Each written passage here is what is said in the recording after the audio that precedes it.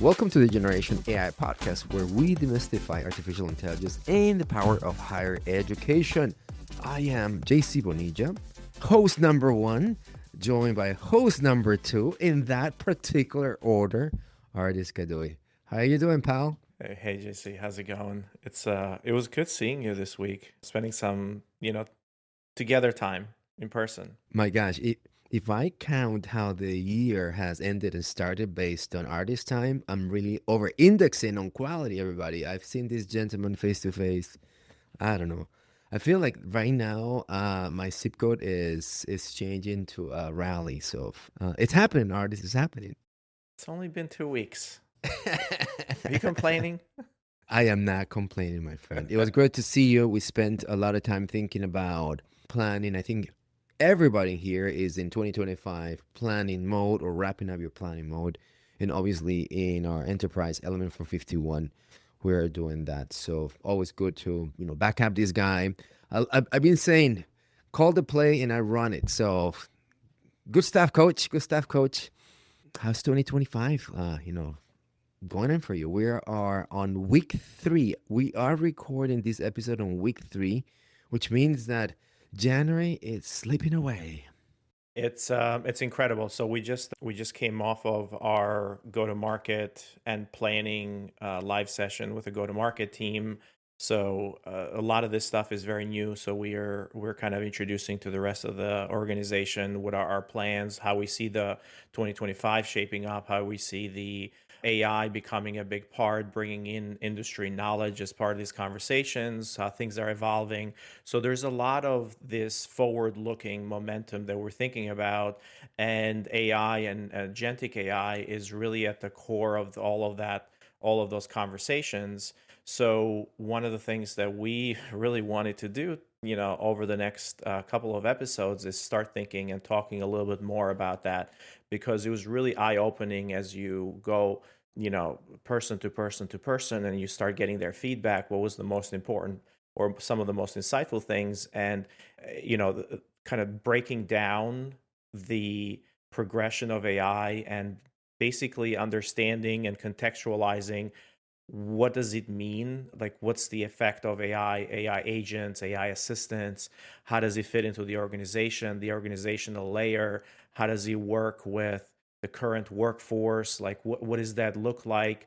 So we've moved away from just the specific skills to now it's talking about how this thing is actually going to provide value and how it fits into our day-to-day work and the organization. So that's really, really exciting for me. And hopefully, JC, I'll leave it up to you to kind of tee up what we're talking about today and over the next couple of episodes. If in your planning mode in week 3 of this year, if you have not heard agentic AI at least 11 times, something is wrong. 2025, as we call it in our predictions, artists, is the year of agentic structures and frameworks emerging. But the speed in which it's coming, the future is not basically changing, it's changed. And this is no longer a concept, it's a necessity. So, reacting to that, we are putting together a 3 episode that is going to present not only the framework that is needed to succeed with an agentic AI infrastructure that supports your backbone in your operations, but also how we humans in this ecosystem of agentic AI collaborate and win together. Because episode 3 will be talking about this emergence of an AI workforce that is upon us and all the important things that need to be done now. This is not a 2026 thing, artists, not a 2027 thing.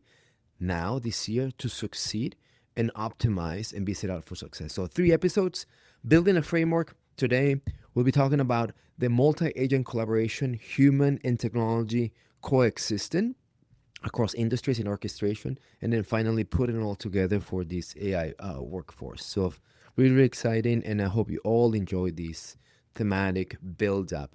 Cumulative knowledge, so we'll try to give you some recaps, but definitely see it as a 3-part episode that is going to set you up for the most incredible year. Artists, before we kick off, I've been saying this is organizations and teams in higher education will be known for the ones that automate and do not. So I like to take this forward to success will be here based on the ones that adopt agentic and scale from it and not. And it's a really important distinction. So let's start with the idea of a framework, right?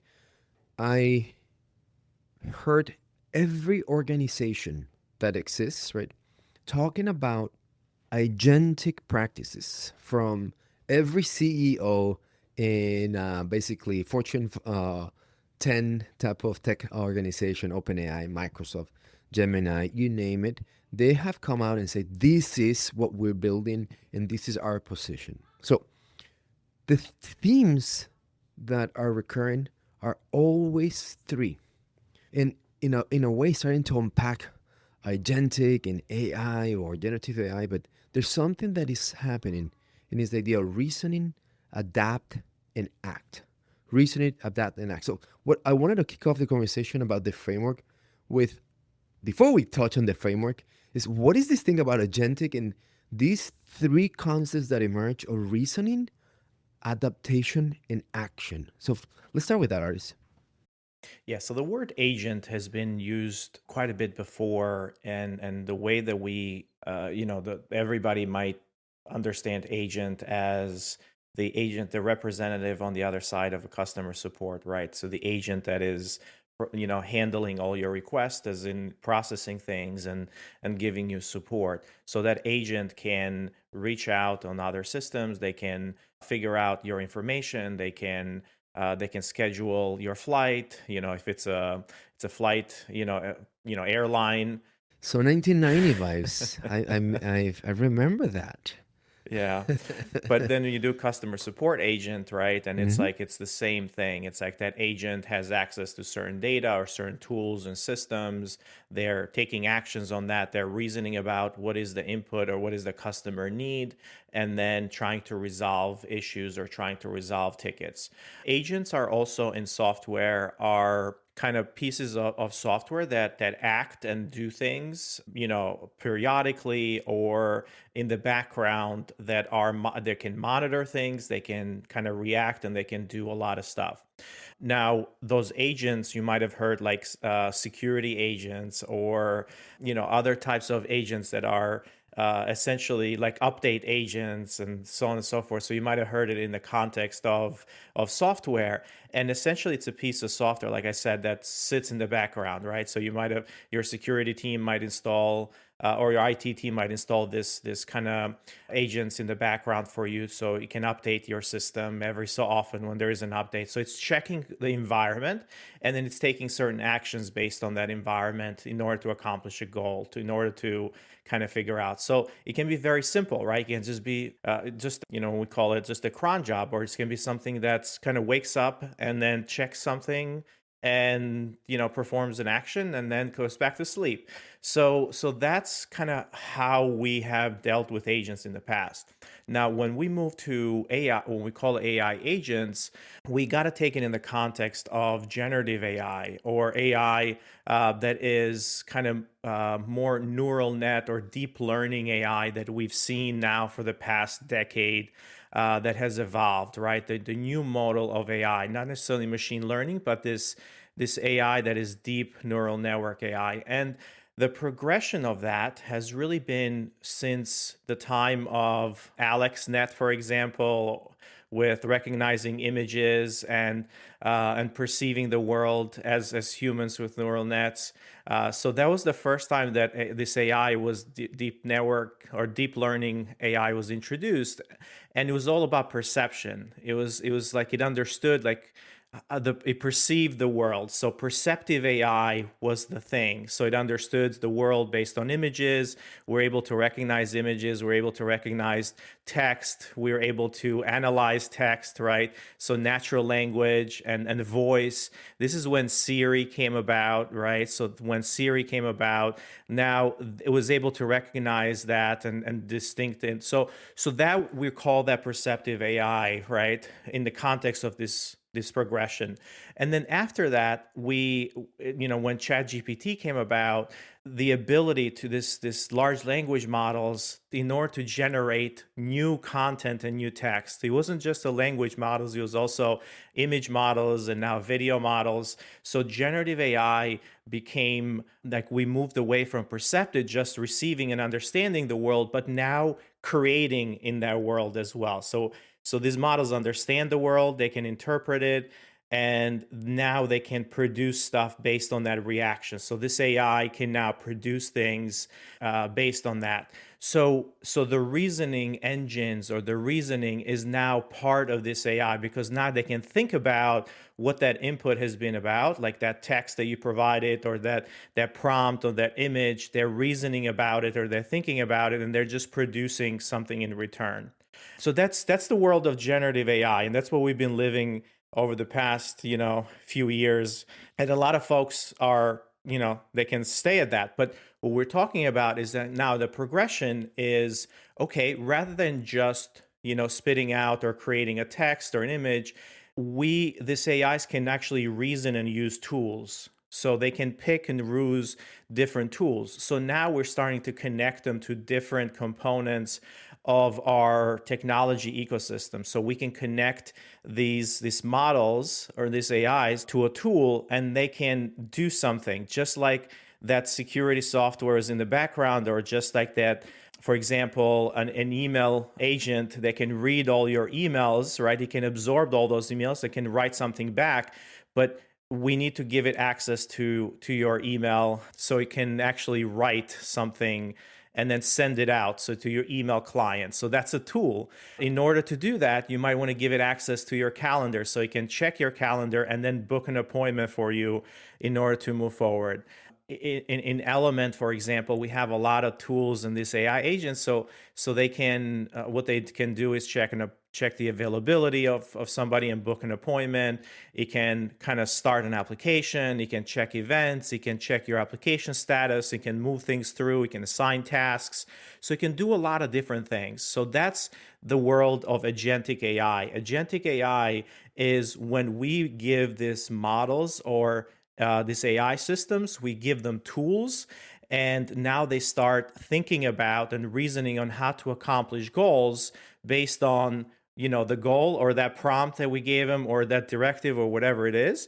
They have the ability to reason through it, and they can act and perform those tasks. The part that you mentioned, adopt, in the middle, this is very interesting, because what we don't see sometimes is the internal reasoning and this loop that goes back and forth. Because in order to accomplish these tasks or these goals, you have to kind of adapt to new information that's coming in. So you're not necessarily just doing this one shot things. It's like, hey, I'm getting this input and now I have to have this output. That's just generative AI. But the adoption is, I'm using a tool in order to check something. And if the status of that is something different, I need to reason about and adopt, and now use another tool. Or perhaps what I intended to do before, now I'm going to change. So there's this internal loop, or this internal thinking, and this kind of process that goes through. And what we're seeing is that this thinking process and the ability to use tools, we can call it a framework of these agentic systems and how they work. They're called like a React framework, or there's all kinds of different things, but we're seeing it. And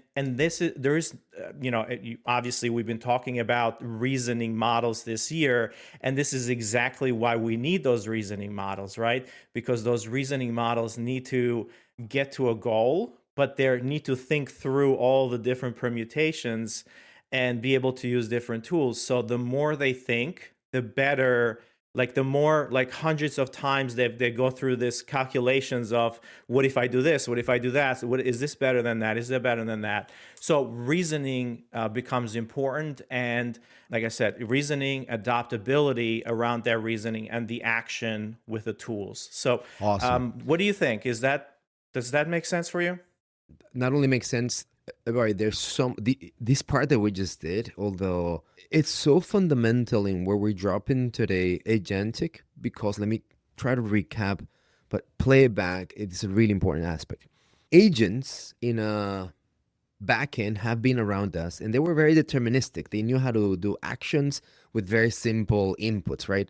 And in a way, they were not sophisticated. But for the past 3 years, the type of AI that has hit us in terms of technology capabilities permit reasoning. And this is where artists basically took a deep dive. Think about what that allows you to do in terms of the actions that you can produce now. But the middle component that makes Agentic interesting in a 2025 technology footprint for all of us is that it's able to adapt with inputs, additional inputs from a human in the loop, from other systems. And that basically feedback circle of I am able to consume anything and reason and act in any reason, but do it in the context that I need to be successful, whether it's a goal or a human, is kind of where it's at. So I really like what you did there and basically bringing the historical perspective that we're doing this because the technology enablement on reasoning at the very top, it's basically what has been perfected in the past 3 years, if you Yeah. will. Yeah. Let me switch to a different part of the conversation because what you inspire me here, artist, is all right, fine. This has been happening. So I am University of Brooklyn, specializing in coffee shops. That's what I do. So I'm just gonna wait for OpenAI or Microsoft or I don't know Salesforce to figure this out because they're the big guys. So you have been the expert of verticalization for the past decade, like literally telling universities, look, marketing automation works, but let me tell you how we do it in higher education. Personalization on scale, like all these type of things. And that's basically the idea of verticalization. Horizontal means that an enterprise or knowledge comes and tells you, I know how to do it, and I'm going to apply it to either higher education, health, I don't know, fitness, nutrition. It can be applied to everything. And sure, there are frameworks that allow you to do that. But verticalization is when you now understand in depth the domain and the context in which you operate. So you basically go deep, vertical, into how it gets deployed. So the divide of agentic models, it's now going to be into horizontal and vertical. And in my opinion, artists, deja vu, you've been here before. You've been talking about verticalization on marketing automation, scaling, kind of productivity. And now, for the first time, I heard you talking and writing about the agentic framework verticalization for higher education. So, can you just unpack a little bit of that? Horizontal versus vertical, and why do we need to have a vertical point of view or a framework for agentic models that helps me in higher education? I mean, you can think about that around. So before I get to the AI and agentic AI and verticalization, I want to kind of provide it in the context of vertical software versus horizontal software.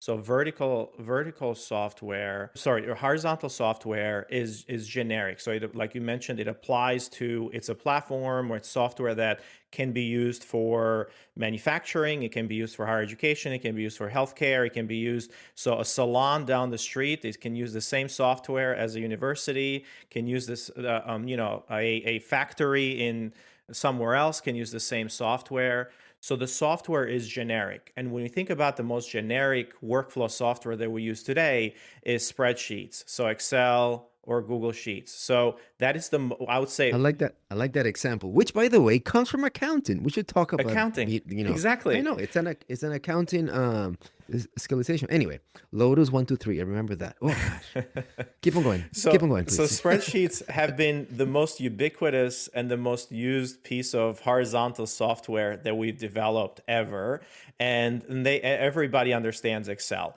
However, if you are using Excel at a accounting company, it looks very, very different. And the specializations and the modeling that you're doing in there, and the like, if I open a Excel spreadsheet from an accounting company, it's going to blow your mind away. And if you open one from just like Mary down the street who is managing just their inventory, for example, for their salon, or for us in higher education that are using it, for example, to load in data from search buys and to do some modeling. It's going to look very different for that. Now, the idea of building those use cases or building that spreadsheet and building the content in order for that to be useful, that becomes verticalized. So the use cases of how I use the software in particular areas, it's vertical. But what a lot of folks and what we've gone through is the generic platforms require a lot of effort and require a lot of specialization and experts in order to kind of put all the Lego bricks together in order to build something that is very useful to to higher education specific use case. Now, it takes a lot of time. It's great because you can do a lot of things with it, but it takes a lot of time. It takes, the value doesn't come out of the box, and it takes a lot to maintain it, and sometimes it can be very heavy. So the rise of the vertical software is been around now, and that's going to continue because we now see these platforms as, hey, you can build the technology and kind of the layer underneath of the stack can become easily built, but the secret sauce in how you apply that and what are the 99% of the edge cases that you incorporate that are very specific to an industry are now baked into that vertical software, that use case. So, hey, we start from, like we use academic years versus we use fiscal years, Fiscal right? years, yeah. That's a first one that's like very higher ed specific. So if I were building software and I didn't provide you with the ability to use academic years, so you can start your July 1st to June 30, or semester based kind of periods on your enrollment of your people versus like, hey, your customers are year long. It's like, no, no, no, that's very different in higher education. So that's what I'm talking about. So when we now apply these to the agentic AI world, we have exactly the same thing.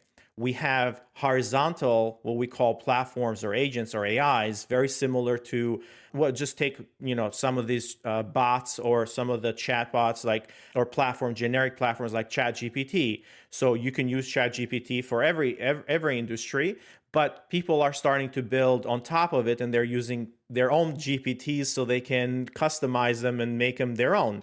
But not everybody is experts on that. So platforms and this agentic, when we talk about agentic AI, you can have an automation platform, an agentic AI platform that you can build any type of thing. You can connect them together, but there is no special sauce in there. It's going to require specialists in order to build all of the knowledge about that industry, all of the nuances, the pre-built templatation of it. It's just not there at the use case. So vertical agents are more specific, and they're more built around your use case. So they get you now, rather than, you having to build everything yourself, these agents are being built so you can accomplish the task for your specific industry that gets you to 100%, right?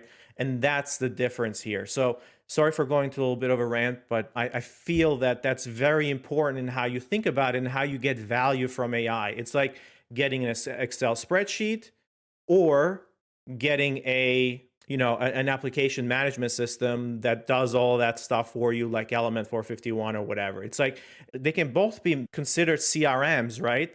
Because you're containing data in there and you're manipulating data and so on and so forth, but they're very, very different. All right. So I love that preview. So let's jump into this framework, right? The building blocks that we have been deploying here is, in agentic systems, we're going to know that reasoning, adaptation, and action are basically what makes these modern frameworks. And as we start thinking about this framework, verticalization, which is the understanding of the use cases, as you mentioned, the speed or the time to value, it's there. But really, really importantly, these brains in modern LLMs do better when they really understand the context and the use case up really, really, really quick, right? So that's a really exciting thing, and I'm looking forward to see how you are starting to think about this framework for higher education. So let's start from the top. So the Agentic framework for higher education artists. What are the principles? Like, where do I start this convo with you? There has to be some type of principles or some type of core values here, core components. What are they? All right, so fundamental principles, right? So AI agents are really embedded into the tools and the data layer that you have. They have to be part of the engagement platform, essentially creating this a unified flow of data, logic, and workflows that they're acting on. They have to be embedded. So there has to be a seamless integration. They have to be embedded in the tools that you're using or the platform where your data is or your engagement platform right now. That's number one. The users, usually students or administrators, and basically the native connection that it works with your SIS, your SRMs. I'm sorry, CRMs. That's kind of what you're talking about, right? So I'm not talking about working with it. It has to be part of that platform. Love that. So it has to be part, it has to be built as part of that platform. So it has to be, so the agent needs to be part of your engagement platform, your CRM platform, your student information system platform, or your learning management system platform. It has to be part of that platform. But let me push back. I think I know the answer, but hey, I have a student information system that I love, right? It just does all these things, but why can't I just get a chat bot that tell me it's all agentic AI? Just bought it and integrate it with my SIS. So you're really not going to get the integration and the deep value out of it. We start thinking about these plugins and data exchanges and the way that these agents can leverage the data. They need a lot of data and context. And I'm not just talking like a lot of people throw out data, but they need to understand like what a record is, like what a student record is, and what an interaction model looks like, meaning like, is it an email, is it an SMS, and what does the object of that SMS look like. So all of these different things are need to be native to that AI agent platform, or so in order for it to actually operate, to be really smart, right? Otherwise it's you can still have it, but it's not going to be very smart. Is the unified data flow. That's what you're talking about. And the system will have to force or unnaturally learn that. So this gives us a really, to use the word, native approach to get the kind of win the day on day one. All right. What else? So the second one is we call it human in the loop design. And this is just we can call it observability or human in the loop. So as we move these agents and we work with them, if they're part of the environment that you're operating in and the system that you're working in, and they're embedded as part of that, we now have to prioritize this iterative design with the user. So the AI, we need to make sure that it's observable and it's working on the same type of workflows that a human is. So you can kind of swap the human and the AI in order to see and have this trust and transparency and oversight that the same thing that a human would do, the AI is doing, but you can kind of swap them and they working exactly in the same environment. So there is a transparency, there is accountability, and there's a log, or this human kind of understands and can see everything that's going on. So that is super important. And that's another reason why having them be embedded as part of the system and being built on top of that is super important, because otherwise you have to now build this observability and additional dashboarding and data, and it can just be a whole different thing. I mean, maybe a strange analogy, but back in the day with the agents that you mentioned on our conversation, a travel agent and whatnot, the classical, let me go to the back room to pull your fall there. And in that interaction, what Yes. you start seeing is a human in the loop interacting with two systems, the filing system, whatever your record is, and then the exchange that you're doing to, I don't know, do a booking or travel and things of that sort. That makes a lot of sense. So if I got a human in the loop, and what I want to make sure is that now there's seamless integration with the data flows. So that's a seamless integration, but also with the human and how he or she operates in the system, the process, the culture. Okay. Yeah. Loving this. So seamless integration, human in the loop, and then third kind of principle, or like a core principle, is the notion of proactive and reactive capabilities. So agents can act independently to identify some opportunities, which is the proactive nature. So they're working in the background, they're kind of given goals and tasks. They start a task, they finish it. Exactly. But they're independent, right? They're proactively doing that. Or the reactive way is responding to a user's prompt. So, if we have a human in the loop, a human can start an interaction, can start a workflow halfway through and says, hey, by the way, I need this thing. And then the AI or the agent is reactive and actually accomplishing that. Or proactive, where they were listening to the system and they were given a goal, and then they're kind of monitoring and doing their own thing. And that's the proactive. So two different. Right now, we are mostly working with reactive agents, and these reactive agents are interacting with students, but it all starts with a prompt. Somebody has to prompt it, give me this, do that. And that's why, we see quite a bit of that reactive agent. But we are moving into, and the principle is that both proactive and reactive agents need to live in the same place, right? In the same environment. And that's one of the core principles of this agentic framework. You have an agent that it's trained in supporting you with emails. So there's 1,000 emails.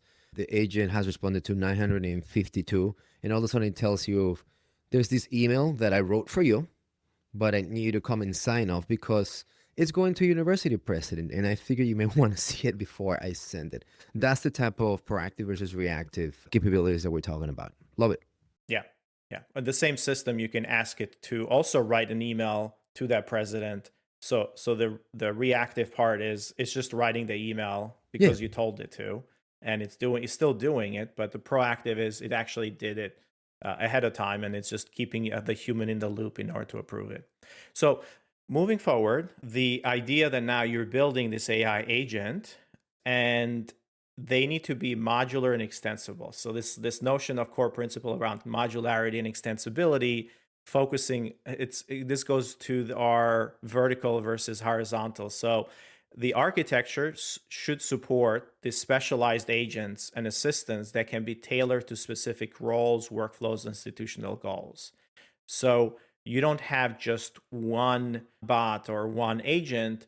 It has to be modular and extensible, meaning that you can deploy multiple versions of this particular agent. You can even though the agent can be specialized, can be an AI assistant that's specialized in recruiting. So you have we can have an agent that is an AI recruiter agent, and that has a bunch of tools, and it's looking in the background, it's seeing if information is coming in, and then doing outreach to that student.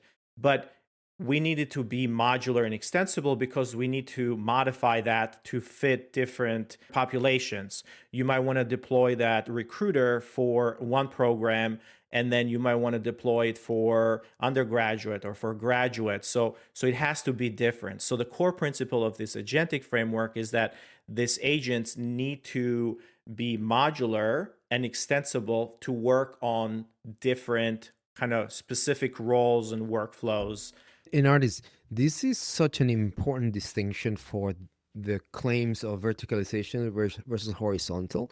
Just think about this deep knowledge and understanding how extensible and modular in terms of service a university is. And this is where the biggest distinction between handling a client who, I don't know, it's buying a house versus in that having that deep knowledge of real estate and the emotions of purchasing a home and whatnot, to a student life, registration, academic affairs, financial aid, graduation, all those aspects. It's where it makes this a really important claim in the framework. Modularity and extendable is what I think makes this verticalization point that you brought before. Now we can act on this. All right, let's wrap this up. I think you have one more, fifth one here on the core principles, right? Yeah. So the last core principle is obviously measurability and kind of how do you deliver ROI? And every aspect of this AI agentic, system or framework or workforce or however we want to call it, but it's designed to deliver measurable ROI, whether that's improving enrollment, streamlining your operations or really enhancing the student experience, it has to deliver impact and it has to deliver ROI, and you're able to measure that. So, measuring it by how many more conversations you're able to respond to, how many more students you brought in. So all of that, the measurability of the impact and measuring impact is core to these framework and should be considered when we start building it. So with that, artist, and you already tested out, these agentic layers are going to generate the agent, dog financial aid, Mary the recruiter, Tommy the academic counselor with an athletics flair, whereas Craig is the person who just does academic affairs without academic flair. So that's basically what it all comes together. Bring it to me at the element layer, right? So now that you've said this is what makes sense for us to verticalize and say it will respond to the needs of higher education, how you put it together here at Element, and how our 250 plus partners are going to start benefiting from this year. Mhm. So the agentic architecture, and this is we're providing a little secret Uh sauce in oh. here. But it's the deliverability and the execution that matters. So, but here's how we're thinking. Here's how we built it and we think about it. It's really composed of interdependent building blocks that really enable this intelligent, kind of scalable, and it's really context aware. So we start thinking about it as that first building block, which is tools and skills, right? So tools, we talked about agents need to be able to use tools, but you got to have those tools first in order to start building on top of that. So the first building block is really these tools and skills. And because Element, it's an engagement platform, like we're leveraging all of the capabilities and tools and skills that we have built in here. And those services are from kind of they perform those actions, and this can include like analytic engines, like we can have chat services in there, email services, data analysis, things like content generation tools, like inquiry flow management, application kind of status checks or event scheduling, appointment handling, and other advanced capabilities. So all of those pieces are building blocks on tools and skills. But because they're built on top of our platform, they keep extending the more functionality we add to the platform. Because think about it, it's like functionality around the tool. The second part is now you have this building blocks or these tools that AI agents can use.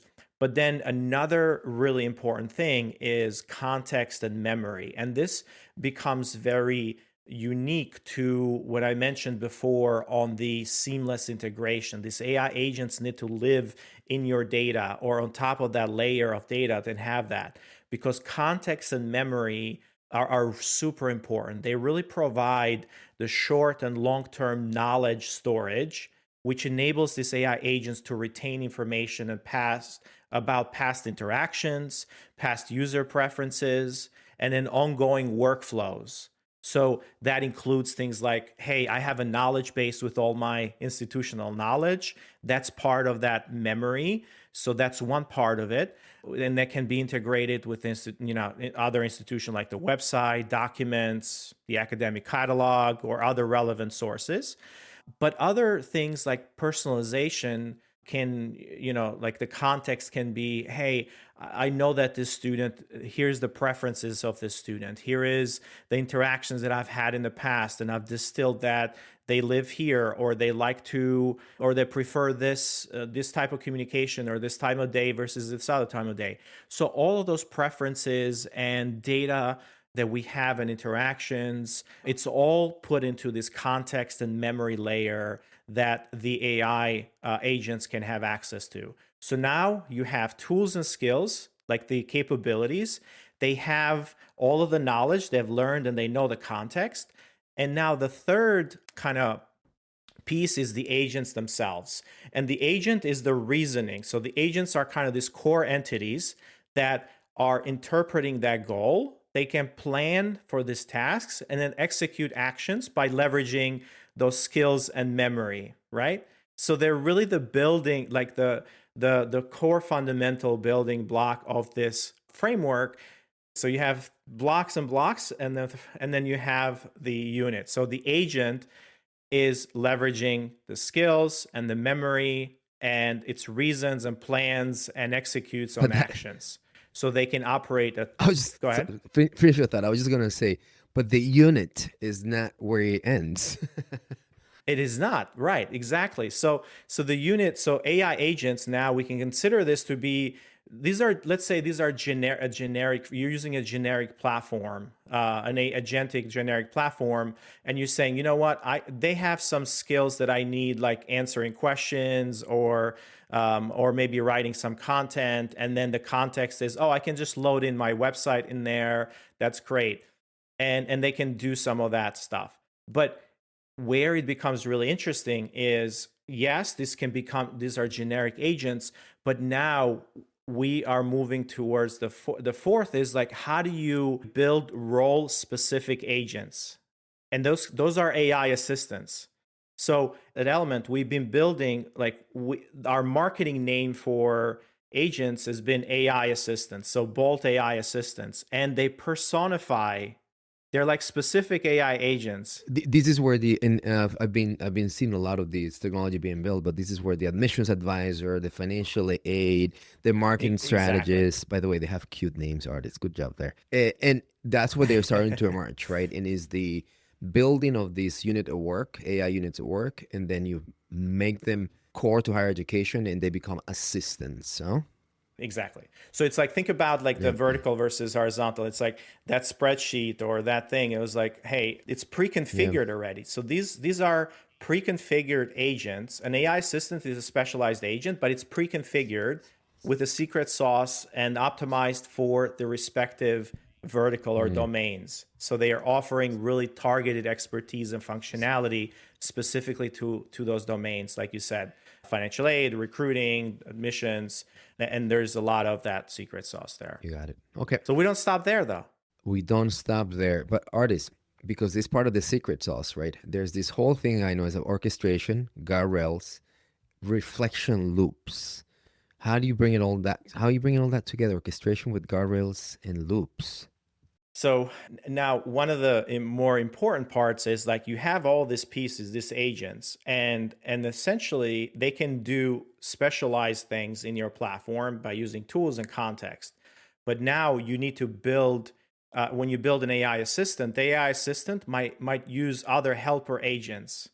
So you can use agents to do the email communication or writing. You can use agents to do the SMS writing, or you can do the agents to, like, to go search stuff from the knowledge base and bring it back, or to set up an appointment in the so the multi-agent orchestration. So when we have these complex workflows, those agents can collaborate together seamlessly. So, some agents, I mean, I'm going to call them agents right now, but even assistants, if they don't know something, they can hand it off to someone else if there is an inquiry. Or if they need to specialize, they're like, hey, the best thing to do is send this student right now an email. But as the recruiter, I'm not really good at email. So I'm going to tap into my marketing, uh, you know, my marketing friend, my marketing AI agent friend, and say, "You're amazing at writing emails. So can you please write me an email to kind of invite this student to the open house or to do this thing?" And that specialized, email writer agent is like, "Oh, great! I know exactly how to do that. I'm going to use the AIDA framework of attention, interest, desire, and action.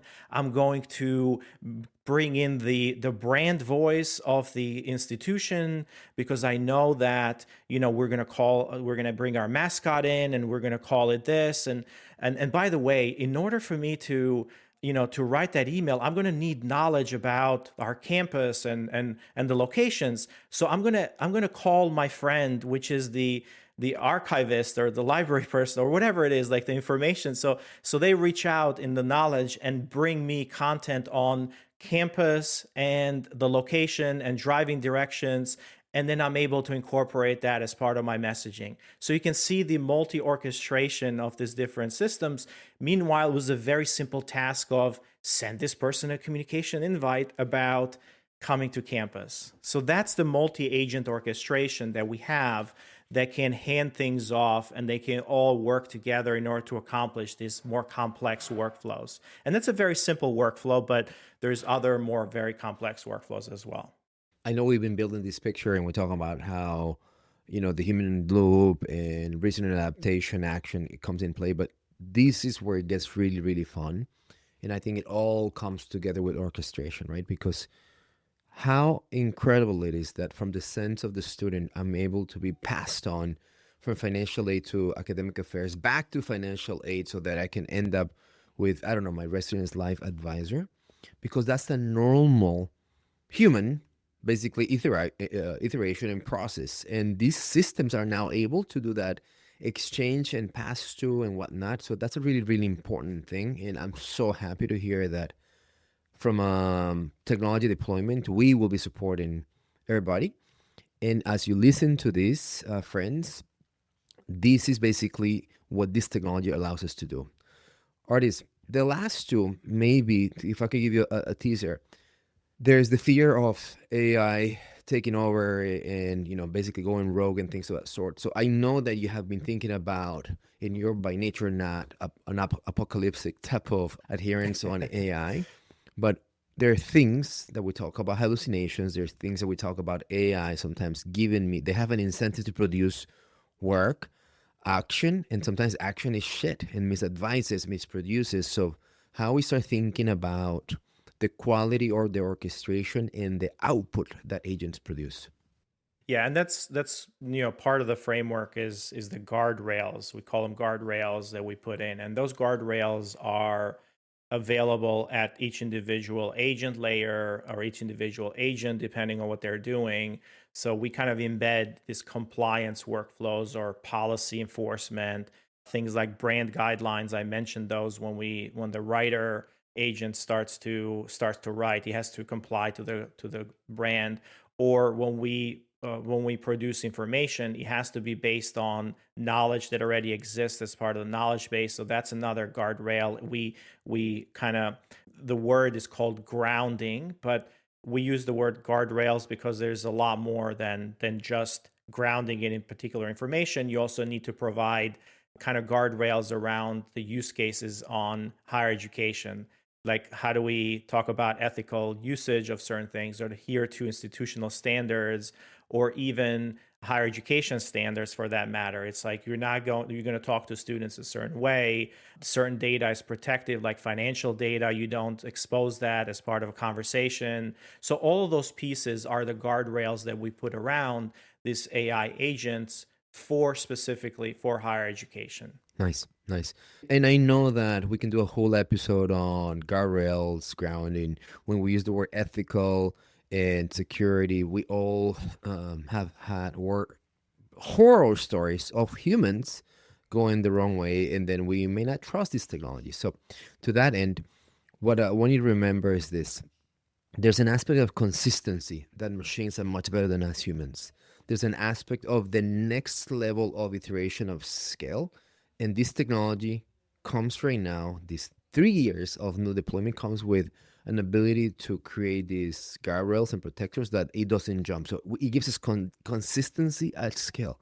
And that's a really important new way for us to start thinking about security, ethics, and some of these fears that we have. So we'll be talking about these in other episodes, but right now focusing on the framework is all about knowing that we have these protective technology frameworks and we're benefiting from them. Exactly. At the agent layer, right? So At it's the like agent layer, you yeah, can't talk about it in general. It has to be specific, and that's why. correct. And then the last one, it's potentially like how do these systems get better, and how do we evaluate them that they're actually doing the right things, and how do they learn from interactions? And this is that Positive reinforcement. We give them a positive cookie. reinforcement. I love the cookie, the chocolate chip There you go. from Jacques Torres. Jack Torres. Oh, so romantic. That's a different story. I think we told it in this podcast, artist. Anyway. I think so. I think so.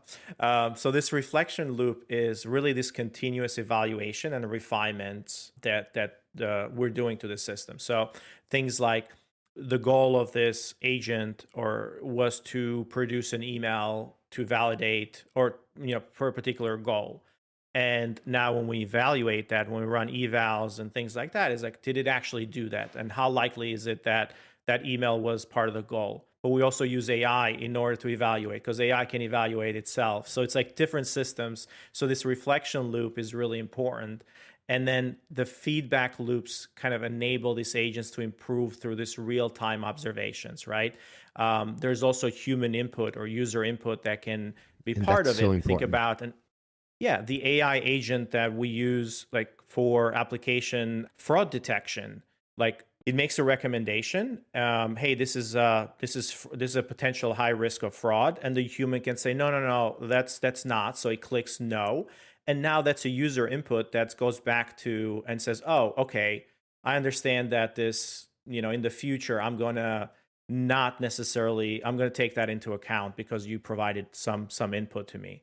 And then the last thing is like the metrics around this, right? This performance metrics that I mentioned is like how good, like these evals, like keeping track of them. Are they, is the as we introduce new models, as we introduce new workflows, like are they actually doing the things that we want? Because it can, it's not deterministic, right? This stuff is not deterministic with large language models and this reasoning AIs. So they're going to give you different answers different times, but you have to evaluate the output. Just like we do testing today, we got to do the same thing. So performance metrics around how good are they at doing the stuff, but also performance metrics around their goals and tasks. So it's like how many conversations were handled, were they positive, negative, how much time was saved.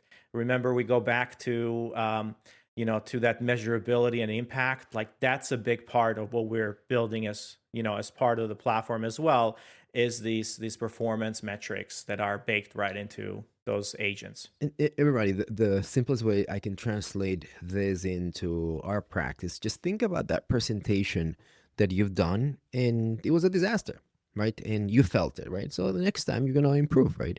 Or it happens that, if your colleague came and tell you, I really like how you did this part. So what we have the ability to do is through models and mechanisms is that the LLMs and the technology would understand that, hey, that's a good part of the 67,000 billion predictions that I've done. And it uses that information to generate more output similar to that. Techniques and frameworks of how the incentive becomes basically more output around that, and the lack of incentive in a way that gets deprioritized. It's what's happening in scale. And these reflection loops are really, really important. Evals and these reinforced learning methodologies that are taking place today that Ardis has mentioned, in a way, this kind of work in a really simplified way. So we're excited to know that, because we know that in our place, higher education, students, administrators, families, sometimes are going to get an answer. And is it the right answer for that family? And then also, like, someone can put their big fat finger and yes, that was it. And then, yeah, so we get more of those. So I'm excited about that. To go in backwards order, what we have is a system of guardrails and reflection loops that allows higher education administrators and students to benefit from agents without going rogue and creating more confusion at scale than help.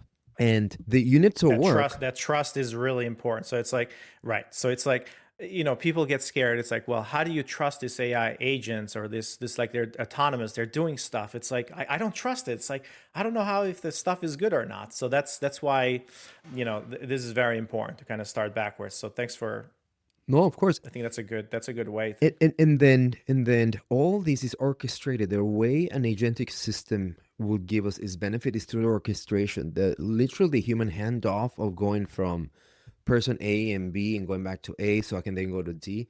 And that type of network of services, it's deployed. But to achieve orchestration, the unit of work needs to have tonality, needs to have the vertical expertise. And this is where an element, we call them an assistance. That is an agent that knows how to do event management, but with now a marketing twist, because we're recruiting a prospective student or a family versus someone who's doing event management for financial aid and is a bit more on transactional financial aspects, as you know, right? And that's what it makes the unit of work really, really interesting and brings the verticalization. And obviously, to do that well, There has to be a really good memory and brain at play. And the tools and the skills is basically what Element is working really hard to make sure that it answers the skills, the tools, and the context of student engagement from inquiry to alumni relations and coming back for lifelong learning type of thing. Art is very exciting. Congratulations. I really think that you and the engineering team have cracked this problem. Everybody, we're not speaking about what the world looks like in 27, 29. We're talking about how 25 will perceive a new version of AI. And to recap a bit of that build out, this is not Gen AI as we know it. It's a new version of AI that knows how to reason, adapt, and act. And when orchestrating this architecture, we benefit from it tremendously. And selfish plug, Element, I think will be the first one. I know it's going to be the first one who has cracked this problem for higher education as it relates to student engagement. So, congrats, artists. Amazing work, and cannot wait for all of us and our partners to benefit from it. 2 episodes ahead. Artists, let's just test this out because this was amazing. I really, really enjoyed it. Of course, nerd talking to nerd. And I hope all you nerds in our family are enjoying. Tell us how this is working for you and how you're benefiting from it. But we want to do a hard pivot from a framework that speaks to how we are answering the problems of student engagement to how do we bring that middle layer adaptation and expand that with the power of multi-agent collaboration. I think that's going to be one of the most important distinctions and that makes agentic systems fail or really penetrate operations and transform organizations. So what are you excited about this second episode on multi-agent collaboration? What are you looking forward to talk about? So this is where we're going to talk a little bit more about use cases and how this, can work in real life. So, how do we go from a more technical architecture or how these systems are being built and what the components are to now start thinking about how they work for real world use cases and how they work together. So that's the part that I'm really interested about, kind of the ROI that it provides and how that gets translated. And one of the things that we'll probably need to kind of discuss is not just necessarily for higher education, but like you bring examples in for other industries that might be a little bit ahead, or that might, you might already start thinking about them. So the use cases that are available.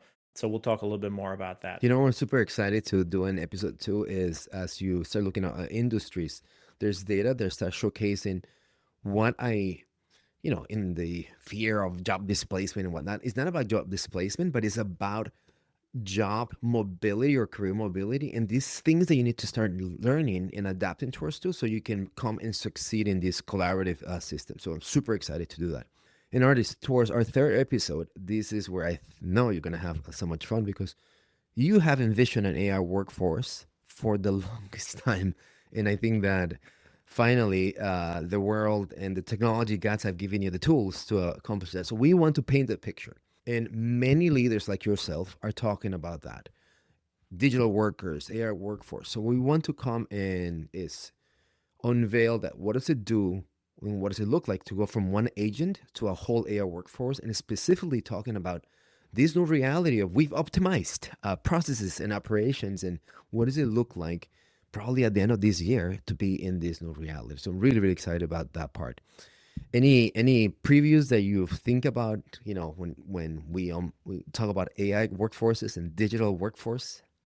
Yeah, this is a really interesting topic because we're going to go and go a little bit wider and start bringing those concepts that economists and the research that's happening right now and how folks are thinking about, and maybe this can will go into 2026 and even 27, Fair. as we start implementing. So this is the part where we're going to be a little bit more forward looking because adoption is really, really difficult. But how do we set the groundwork for those leaders to start thinking about, what is the workforce, the AI workforce, living side by side with human, or maybe, like how's that going to look like, and how's not just higher education industry, but how is our other industries and how's, organizations like the World Economic Forum and so on and so forth putting out research that is Hmm. telling us how organizations need to change and how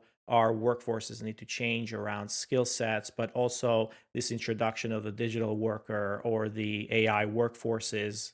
You heard it from Jensen Wang, and there's been so much controversy, not controversy, but comment around it.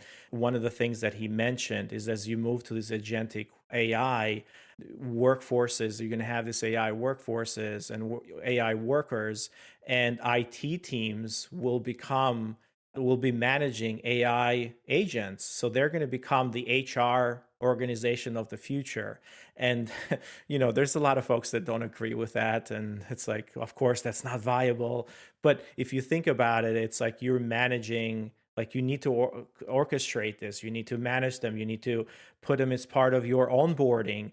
Benioff is talking about how AI workers or agents need to be part of your onboarding process, right? Just like anybody else, you have folks who are building platforms that are around employees. Now you need to think about onboarding an AI agent the same way that you're onboarding an employee. You're giving them access to different tools. You're Yeah. you're training them on the company vernacular and so on and so forth. So as the platforms evolve, bringing an agent that has functionality or has knowledge, but now you need to modify it and adopt it to your organization. So it's really, really interesting. Like that's the part that we can go back and forth a little bit and kind of explore, because it's something that is not written yet, and everybody's trying to figure it out, but we'll give our own opinions, of course.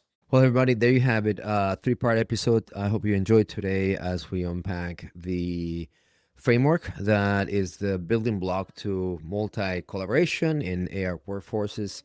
This is the year of agentic systems, and we're so excited to be translating and giving you that preview. Artists, you want to sign this off? Till next time, everyone, just hit that like button or give us a review, and we would love and appreciate it. Thank you.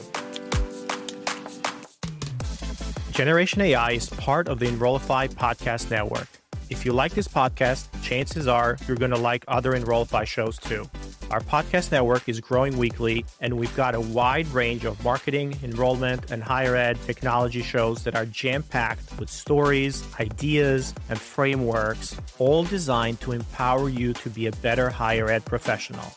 Our shows help higher ed leaders and professionals like you find their next big idea. They feature a selection of the industry's best as your hosts, like Jamie Hunt, Seth Odell, Jenny Lee Fowler, Brian Gross, and many of your favorite leaders in higher ed.